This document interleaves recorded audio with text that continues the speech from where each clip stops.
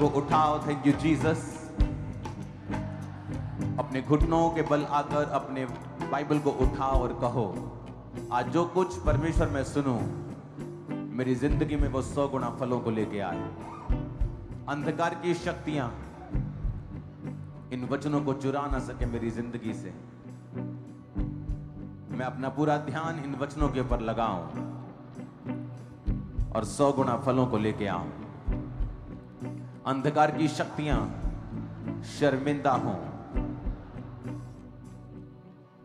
वचन को उठाओ और वायदा करो, परमेश्वर ये वचन मेरे मुंह से निकला करेंगे और आपने कहा है कि तू प्रभावशाली होगा। जब ये वचन की पुस्तक तेरे मुंह से कभी उतरने ना पाएगी, तब तू प्रभावशाली होगा। कोई तेरे सामने खड़ा ना रह सकेगा। जैसे मैं मूसा के संग रहा, मैं तेरे संग रहूंगा।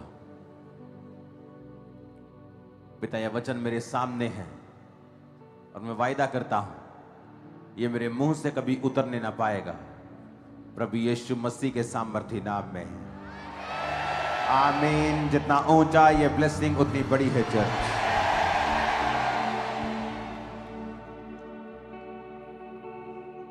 जितनी ताकत है खुदाबंद के नाम में तारीफ कर दो सब।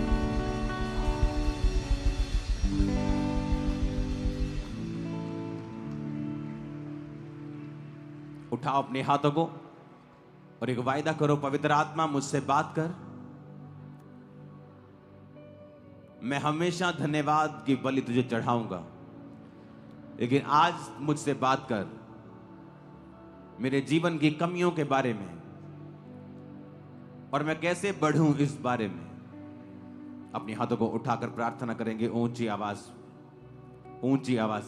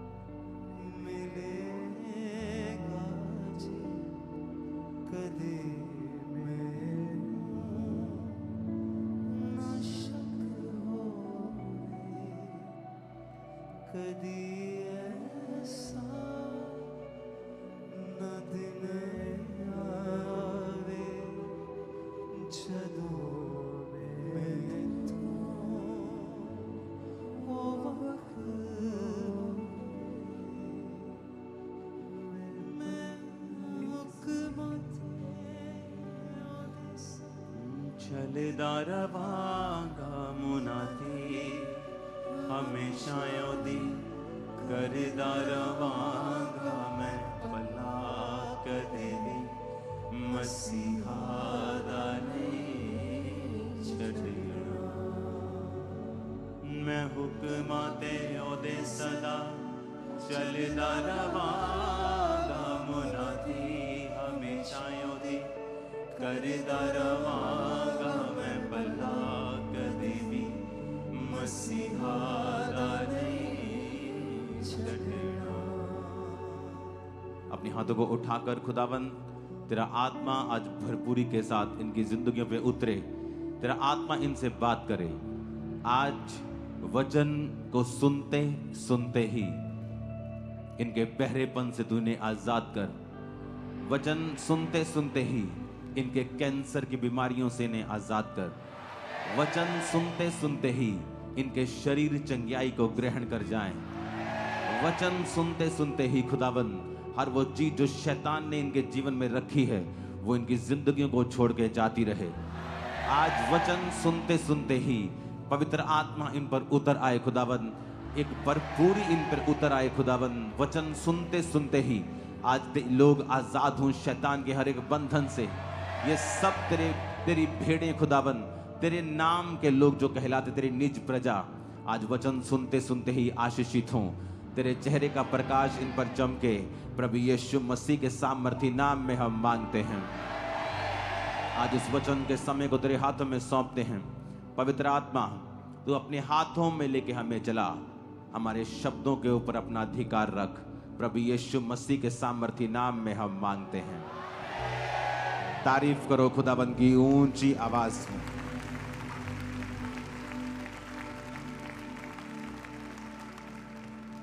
थैंक यू सो मच आपके वेलकम के लिए। खुदाबंद आपको ब्लेस करे। मेरा बर्थडे 5 जनवरी को होता है कल, लेकिन हर बार जो संडे करीब होता है 5 जनवरी के, उस संडे मैं उसे आपके साथ ही सेलिब्रेट करता हूं हमेशा।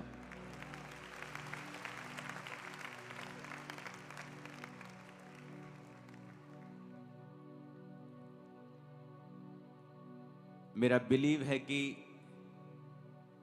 पिछले साल जो परमेश्वर की महिमा को आपने देखा है, इस साल हम कुछ ऐसा देखेंगे जो इस मिनिस्ट्री ने पहले कभी नहीं देखा। प्रार्थना के समय परमेश्वर का आत्मा मुझे दिखा रहा था कि लोग हैरान हो रहे हैं कि इतने, जब इवनिंग क्रूसेड शुरू होते हैं, जब जहां तक निगाह जाती है कैमरा दिखा नहीं पा रहा गैदरिंग को, ड्रोन्स दिखाते हैं सही तरीके से।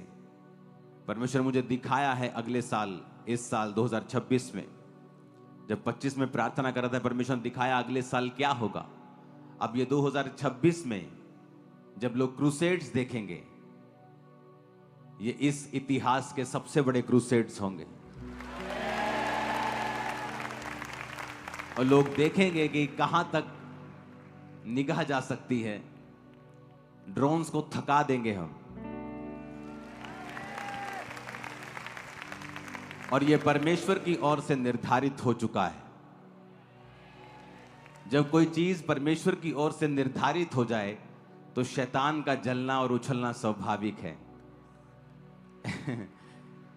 तो उसकी परवाह कभी मत किया करो। ये हमारे लिए रोटी है, ब्रेड है, ये फूड है। ये दिखाता है कि परमेश्वर का आत्मा आपके साथ है। ये दिखाता है कि तरक्की की राह पे हैं हम। और वो लोग, आत्मिक रीति से जो लोग समझते हैं इस बात को, कि पिछले साल जब हमें लगा कि अन्य जाति लोगों ने आपकी इंसल्ट करने की कोशिश की, लेकिन क्रिसमस आते आते ऐसी कई टेस्टिमनीज हमारे पास आई जो अन्य जाति लोग थे, चर्च को नहीं जानते थे, चर्च के सॉन्ग लगाकर सुन रहे थे।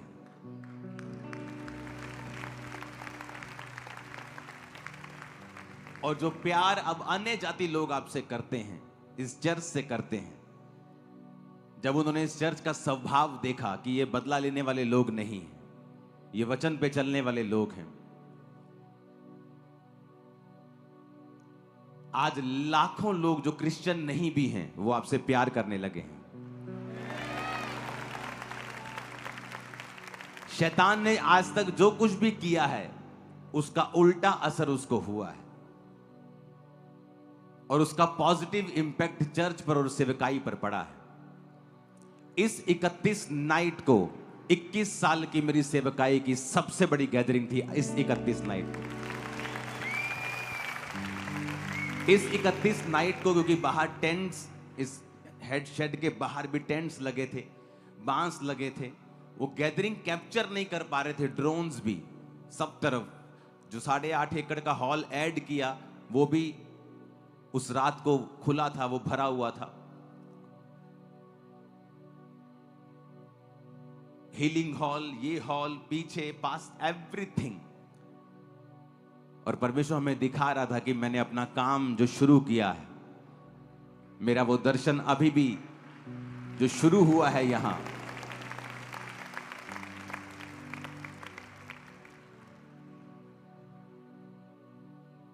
मुझे एक बात मालूम है, जब परमेश्वर का आत्मा आपकी अगुवाई करता है, जब वो आपको गाइड करता है, जब वो आपको एक जर्नी पे लेके जाता है, एक यात्रा पे लेके जाता है, एक बुलाहट पे लेके जाता है।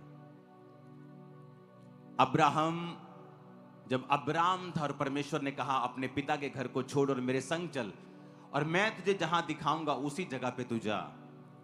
बाइबल कहती अब्राहम अकेला था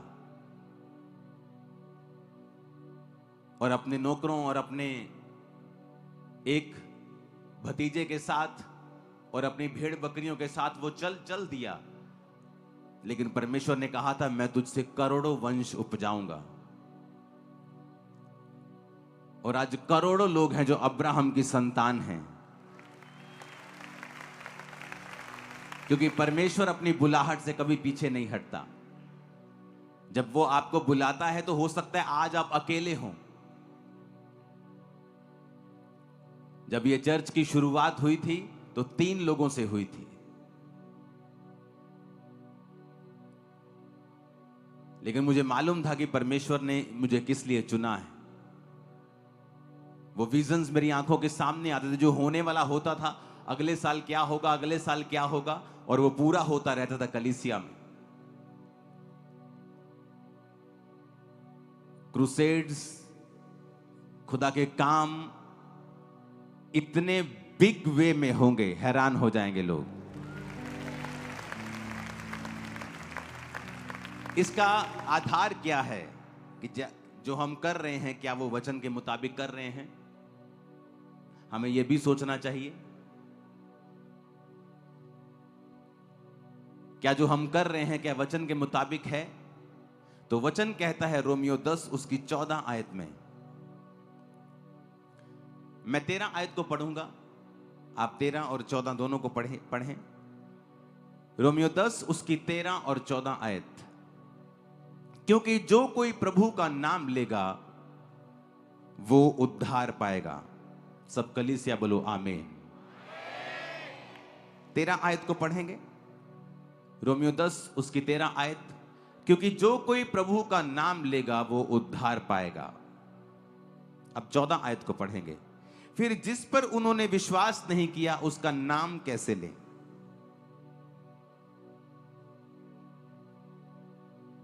अपने पड़ोसी को बोलो, जिस पर उन्होंने विश्वास नहीं किया उसका नाम कैसे लें?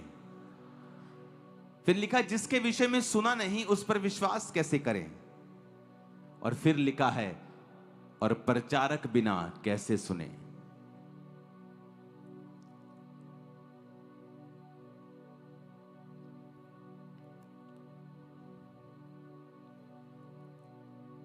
कहता जो कोई प्रभु का नाम लेगा वो उद्धार पाएगा। उद्धार को जब हम यूनानी भाषा में पढ़ते हैं, जिस ओरिजिनल भाषा में बाइबल लिखी गई थी, उसका मतलब है सोटेरिया, जिसका मतलब है डिलीवर होना, हेल्थ, सेव होना। उद्धार का मतलब सिर्फ आत्मिक उद्धार नहीं है, सिर्फ स्वर्ग जाना नहीं है। उद्धार का मतलब स्वर्ग जाना है, उद्धार का मतलब हीलिंग है, उद्धार का मतलब फाइनेंशियल उद्धार है, फिजिकल उद्धार है, मेंटल उद्धार है, हर तरह का उद्धार है, हर तरह की हीलिंग है जो परमेश्वर आपको देता है। हां, उसमें जो आत्मिक स्वर्ग जाना है, आत्मिक अनंत जीवन है, वो टॉप के ऊपर है, वो प्रायोरिटी टॉप के ऊपर है, वो सबसे पहले आता है कि आप अनंत जीवन के वारिस होंगे। लेकिन उसका कंप्लीट मतलब है कि आप अनंत जीवन भी जाएंगे और इस धरती के ऊपर भी आप छुटकारा पाएंगे शैतान से, बीमारियों से, तकलीफों से, वो मेंटल टॉर्चर से, वो शैतानी डिप्रेशन से, वो फाइनेंशियल टॉर्चर से, वो बोझ से, वो जुए से जो आपके सिर पे हो रहा वो ऊपर नहीं देख पा रहे हैं, उस बोझ से परमेश्वर ने कहा जो कोई परमेश्वर का नाम लेगा वो उद्धार पाएगा। और वचन कहता है कि यहूदियों, 12 आयत में लिखा है, यहूदियों और यूनानियों में कुछ भेद नहीं। इसका मतलब क्या? इसका मतलब चाहे वो क्रिश्चियन हो चाहे नॉन क्रिश्चियन हो, जो कोई परमेश्वर का नाम लेगा वो उद्धार पाएगा। 12 आयत में लिखा यहूदियों और यूनानियों में कुछ भी भेद नहीं, क्योंकि वो सबका प्रभु है और अपने नाम लेने वालों का के लिए उदार है।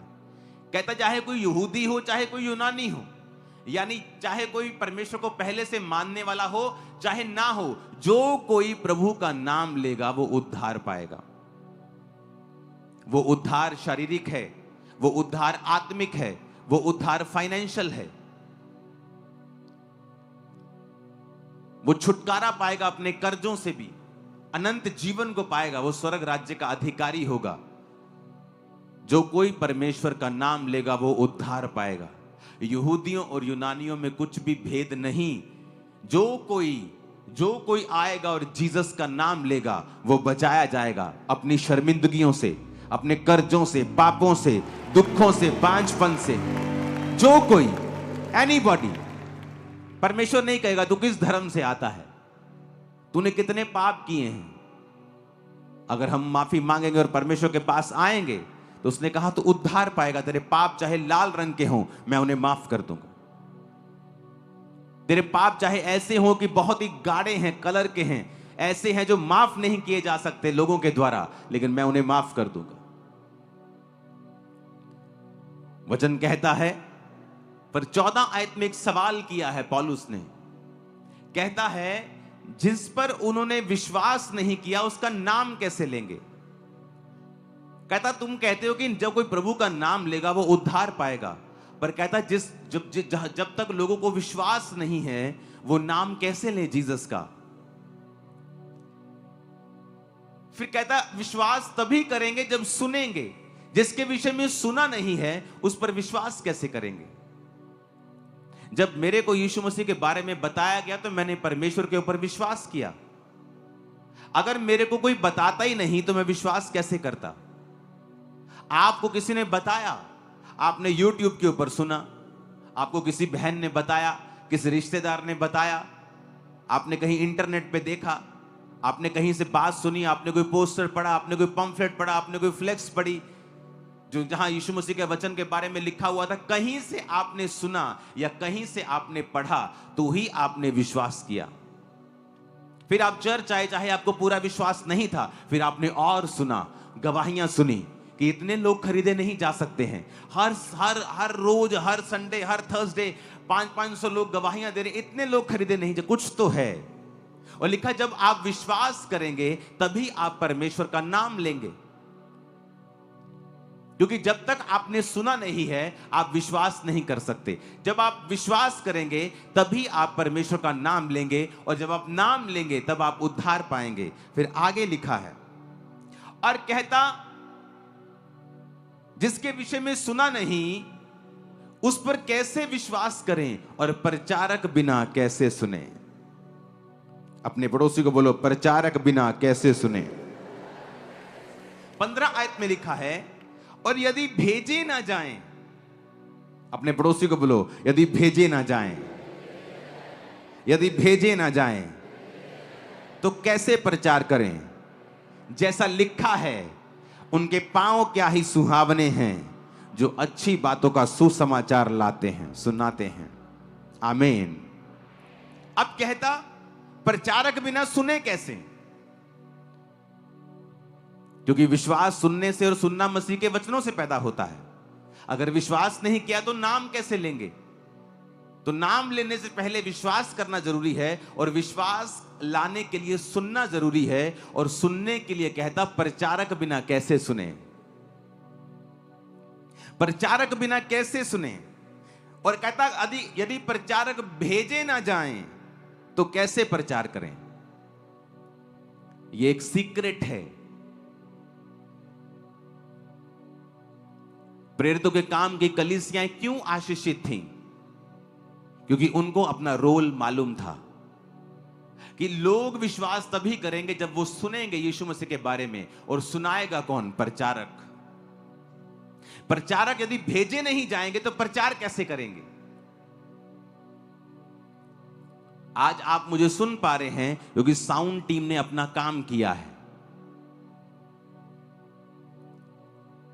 आज हम हॉल के नीचे बैठे हैं क्योंकि हम सब ने कंट्रीब्यूट किया है और इस हॉल को हमने बना के हम बैठे हैं।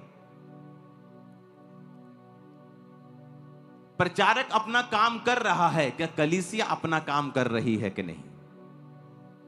अब प्रभु कहता है लोगों की लाइफ में अनंत जीवन आएगा, हीलिंग आएगी, डिलीवरेंस आएगी, ब्लेसिंग आएगी, पर कब? जब वो सुनेंगे। क्योंकि सुनेंगे तो विश्वास करेंगे, विश्वास करेंगे तो नाम लेंगे। लेकिन जब वो सुनेंगे ही नहीं, क्योंकि जब तक प्रचारक उनको सुनाएगा नहीं, जब तक प्रचारक भेजा नहीं जाएगा, वो जाएगा नहीं। अगर वो जाएगा नहीं, वो सुनेंगे नहीं, सुनेंगे नहीं तो विश्वास नहीं करेंगे, विश्वास नहीं करेंगे तो नाम नहीं लेंगे, नाम नहीं लेंगे तो उद्धार नहीं होगा। कड़ी के साथ कड़ी जुड़ी है कि जब कलीसिया प्रचारकों को भेजेगी वो प्रचार करेंगे, जब प्रचारक प्रचार करेंगे वो विश्वास करेंगे, वो सुनेंगे और फेथ करेंगे, जब फेथ करेंगे तो वो फिर नाम लेंगे, जब नाम लेंगे तो उद्धार होगा। इसीलिए आपने नोटिस किया होगा कि शैतान को पता है यदि प्रचारकों को मैं बंद कर दूं तो वो उद्धार का काम रुकता है। वो हाथ धो के इसलिए प्रचारकों के पीछे पड़ा रहता है। उसे उन प्रचारकों से तब दिक्कत नहीं थी जब वो नशा करते थे, जब वो शराबी थे, लेकिन जब वो प्रचारक बन जाते हैं उसे दिक्कत होती है। और आपको मालूम होना चाहिए कि वो शैतान है जो गुस्सा कर रहा है, इंसान नहीं है। वो शैतान है जो प्रचारकों के पीछे, क्योंकि परमेश्वर को पता है जब शैतान ने प्रभु यीशु मसीह को परखा तो वचन से परखा, अपने आप को नीचे गिरा। तेरे पिता के वचन में लिखा है कि जब तू अपने आप को नीचे गिराएगा तेरे पिता के दूत तुझे संभाल लेंगे, तेरे पांव में पत्थर से ठेस ना लगेगी। जीसस ने कहा पिता के वचन में यह भी लिखा है कि तू अपने प्रभु अपने परमेश्वर की कभी भी परीक्षा ना कर। शैतान वचन जानता है, उसे पता है प्रचारक अगर भेजे जाएंगे, अगर प्रचारक अगर जाएंगे तो वो प्रचार करेंगे, अगर करेंगे तो लोग सुनेंगे, सुनेंगे तो विश्वास करेंगे, विश्वास करेंगे तो नाम लेंगे, नाम लेंगे तो उद्धार मिलेगा। इसलिए वो चाहता है कि प्रचारकों को रोका जाए, किसी तरह से प्रचारकों को बंद किया जाए। लेकिन शैतान और उसके सब एजेंट्स प्रचारक 10 गुना बढ़ने वाले हैं। यहां मैं आपको बता रहा हूं, मैंने आपको एक प्रोफेसी दी थी पिछले साल या उससे पिछले, मैंने कहा था कि आने वाले समयों में परमेश्वर यहां पर इस देश में ऐसे लोगों को उठाएगा जो अपनी रीति और रिवाजों से काम करेंगे, जो अपने ही जो कल्चर जहां पे वो पैदा हुए हैं उस तरीके से वो लोगों को बचाएंगे। जिस तरह पौलुस कहता है जब मैं यहूदियों में गया मैं यहूदियों के जैसा बन गया, मैं यूनानियों में गया मैं यूनानियों के जैसा बन गया, ताकि मैं बहुत से लोगों को अपने जैसा लगूं और मैं बहुत से लोगों का उद्धार करा सकूं। यह बेवकूफी है। आप जानते हैं बाइबल ना तो मेकअप के खिलाफ है ना ही मेकअप के साथ है। ये आपका अपनी चॉइस है। ओवर मेकअप नहीं होना चाहिए, हम सबको पता है। ओवर बहुत ही इतने बड़े बड़े आंखों बहुत ही ओवर कर लिया, वो स्पिरिचुअल चीजों से बाहर हमें कर देती है। लेकिन अगर आप ये समझें कि आप मान लीजिए आप अमेरिका में हैं और आप वहां पर उन लोगों को प्रचार कर रहे हैं और आप बिल्कुल मेकअप नहीं करते और बिल्कुल व्हाइट सूट में हमेशा रहते हैं, आप उन लोगों को जल्दी इंप्रेस नहीं कर पाएंगे। आपको उनके जैसा लगना होगा कि हम भी आपके जैसे हैं, ताकि उद्धार हो सके, आत्मा बच सके। इसलिए पौलुस ने कहा मैं यहूदियों के लिए यहूदियों के जैसा बना, यूनानियों के लिए मैं यूनानियों के जैसा बना। अगर आप इंडिया में आएंगे और आप जैसे फॉरेन कंट्रीज में लेडीज प्रचार करती है, अगर आप यहां करने की कोशिश करेंगे, लोग आपसे इतना इंप्रेस नहीं होंगे। क्योंकि उनको वो कल्चर के बारे में मालूम नहीं है। आप जहां रहते हैं आप उस तरीके से प्रीच करेंगे ताकि आप लोगों को, आपका पहनावा, आपकी चीजें एक उद्धार के लिए, क्योंकि परमेश्वर ने सब जातियों के लिए अपनी जान दी है, कि आप एक रुकावट ना हो, आप ऐसे ना हो कि आप मूर्ख लगें, आप अलग लगें, ताकि लोग परमेश्वर के सुसमाचार को समझें, पहचानें और उसे कबूल करें। कितने मेरी बातों को समझ रहे हैं? ये बुद्धि सब में नहीं। अगर सब में होती तो लोग बचाते वो भी। अगर ये बुद्धि होती तो लोग बचाए जाते। अगर अगर अगर ये विजडम वो यूज करते, अगर बाइबल की राइट नॉलेज वो लेते तो ऐसा नहीं होता। हालेलुया। इसलिए परमेश्वर ने कहा, मैं तुम्हें भेड़ के समान भेड़ियों के बीच में भेजता हूं। तुम सांप की तरह बुद्धिमान रहो और कबूतर के नाई भोले भी रहो। कबूतर किसी का नुकसान नहीं करता और सांप चालाकी से बचता है।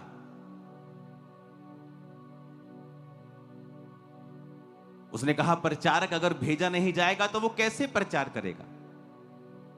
पौलुस ने जिस कलीसिया का थैंक्स किया कि अब मेरा परमेश्वर तुम्हारी हर घटी को महिमा सहित मसीह यीशु में पूरा करेगा, वो कलीसिया थी जिसने अमीर ना होने के बावजूद भी पौलुस को लिखा, बार बार मिशनरी कामों के लिए अपने चंदे को भेजकर उसकी सहायता की थी। और सब जानते हैं पौलुस जो था वो टेंट बनाने का काम करता था, उसका बिजनेस था, उसका और उसके साथियों का। वो कलीसिया के ऊपर भार नहीं डालता था। कलीसिया को भी पता था कि जो हम पौलुस के जीवन में, इसकी सेवकाई में बो रहे हैं, ये सारा यरूशलेम में सारा कलीसियाओं की उन्नति में और कलीसियाएं बनाने में इस्तेमाल हो रहा है। इसीलिए उसने कहा था कि अब परमेश्वर तुम्हें, क्योंकि तुमने वचन पूरा किया है, हम प्रचारकों को तुमने भेजने में सहायता की है, अब हमारा परमेश्वर भी तुम्हारी सहायता करेगा। इसलिए उन लोगों की आशीष हमेशा डबल होती है, 4 गुना 10 गुना होती है जिन्होंने प्रचारकों की सहायता की है। इसलिए आप देखते हैं वो कलीसियाएं आशीषित होती जाती हैं जिनका मकसद प्रचारकों को भेजना होता है। आप एक ऐसी कलीसिया में जब जुड़ जाते हैं जिसका मकसद प्रचार करना है, इवेंजलिज्म करना है, सुसमाचार देना है, और आप ऑटोमेटिकली वो प्रार्थना भी उनके लिए करने लगते हैं, आप वहां बोने भी लगते हैं, आप फास्टिंग करने लगते हैं, आप देखने लगते हैं कि परमेश्वर ने आपकी लाइफ के ऊपर आपको ब्लेस किया है, क्योंकि अब आप परमेश्वर के वचन को पूरा कर रहे हो। यदि प्रचारक भेजे नहीं जाएंगे तो प्रचार कैसे करेंगे? Hallelujah, hallelujah. हमें ये बुद्धि यूज करने की जरूरत है कि परमेश्वर ने आपकी एक डिवाइन ड्यूटी लगाई है। आपका काम है अपने पास्टर्स के लिए प्रार्थना करना, आपका काम है बोना, आपका काम है फास्टिंग करना, आपका काम है प्रेयर करना कि परमेश्वर सुसमाचार के रास्ते ओपन हो और बहुत से लोग तुझे सुने, बहुत से लोग सुसमाचार के ऊपर विश्वास करें और बचाए जाएं। आमीन, आमीन। अपने पड़ोसी को बोलो, यदि भेजे ना जाएं तो वचन कहता है कि वो कैसे प्रचार करें।